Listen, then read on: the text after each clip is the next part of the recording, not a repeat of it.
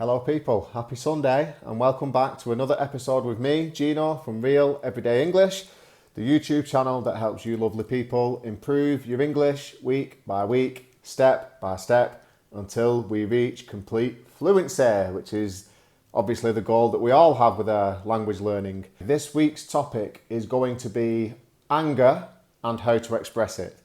Now, anger is a horrible emotion. Nobody should have to experience it, but unfortunately, it's inevitable and we are going to need to express it at some point in time. So without any further ado, let's get into the topic. Let's go. Okay, so let's start off with some simple synonyms for the word angry. Now, there are lots and lots of these, but I'm just going to focus on a few for today and then give some examples. So, synonyms for the word angry. One would be mad. I'm mad. Number two would be fuming. This is very British. I'm fuming. Number three would be furious. I'm absolutely furious. Number four would be livid. That thing makes me livid. I'm livid. I feel livid. It means angry. Irritated. Now, irritated is slightly different to angry, but it's still the same thing. I'm irritated, I'm not feeling good, I'm angry. Ticked off. Ticked off. This is another thing that is very British, I think. I don't think they use it in America. And the last one is hacked off. So what I'm going to do is I'm going to leave the synonyms up on the screen up here, and I'm going to give you an example with each one. So the first one is mad. Now, mad is just a synonym of angry. And to give you an example, I could say something like, I'm so mad right now, I can't talk to you. I'm so mad right now, I cannot talk to you. And that basically means that I'm feeling so angry that I'm not able to speak to you at this moment in time. Okay, number two, fuming. I'm fuming. This one's past tense. I was absolutely fuming when I realised someone had stolen my wallet. So that example is in the past tense. And what I'm saying is that I was absolutely angry when I realised that some thief had taken my wallet. Okay, number three is furious. So to give you an example of this one, this is going to be kind of the conditional. So it's I would have. I would have been furious if someone had done that to me. So that is responding to maybe someone telling you a story of something that happened to them. And you could say something like, I would have been absolutely furious if someone had done that to me. Okay, moving on. So number four is livid. Livid is just another synonym for the word angry. And to give you an example, my girlfriend was absolutely livid because I had lost her car keys. And who could blame her? Number five is irritated.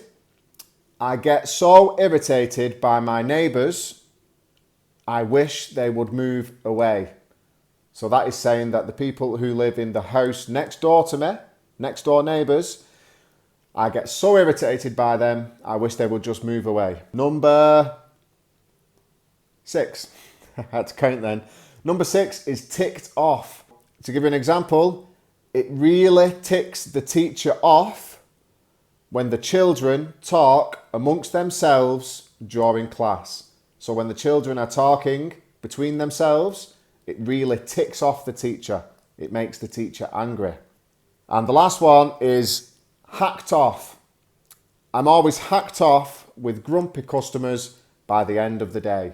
So by the end of the day, I've had so many grumpy customers on the phone giving me grief that I'm hacked off. I'm angry with it. Okay, so now I've taught you through some basic synonyms of the word angry. Now I'm going to teach you some very British. Some of them might get used in America, but I'm British, so I can only say that I hear these all the time. So if you're ever in Britain or you're learning British English, these will be very useful for you. So the first phrase is, it makes my blood boil. Now, if you don't know what boil is, this is boil. The water in the kettle is boiling. So basically what you're saying when you say that something makes your blood boil, You're saying that it makes you so angry that it makes your blood do that what the water was doing in the kettle just then. So extremely angry. And another phrase we use to express being extremely angry is to see red. Is to see red. I could see nothing but red. And that means that you are so angry that your vision is completely full of red. Another expression you might hear is red mist. So if you're explaining that something happened to you, to someone, and you reacted really badly, got really angry, you could say, I don't know what came over me, I just saw red. I just saw red. I was that angry, all I could see was red. Another phrase we use to express being really angry is, I've had it up to here, which means I've had it up to the top of my limit. I've had it up to here. Now, I use this with my children sometimes. I say, I've had it up to here with you two winding each other up, with you two fighting.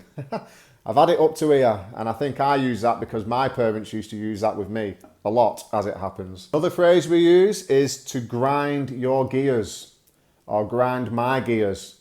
So when you're explaining about a certain person or a certain situation or a certain thing, if it makes you really angry, you could say something like, do you know something?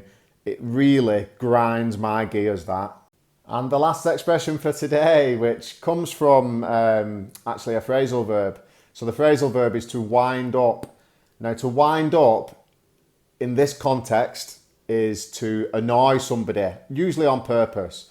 So, for example, when I was a little boy, I used to like winding my brother up and then we'd end up fighting. And you could say the same thing about a situation or a person or anything in general that makes you angry. You could say, it really winds me up. Don't talk to me about it. It really winds me up. That's it for today's video, people. I hope you enjoyed it. As always, have a great rest of the weekend. And I hope you find these videos useful. People comment and tell me that they find these videos useful. So I'm going to continue making them because it makes me happy to help you. If you have any ideas of how I can help you, then please let me know and I'll do my best to make a video on your suggested topic. If you think that this video might be useful for your other English learning friends, then please feel free to share the video and invite them over to the channel. Please, if this is your first time here and you don't want to miss one of my weekly uploads, then don't forget to hit the subscribe button and also push the bell. That way you will never miss a weekly episode. On that note, bye bye for now. Ciao.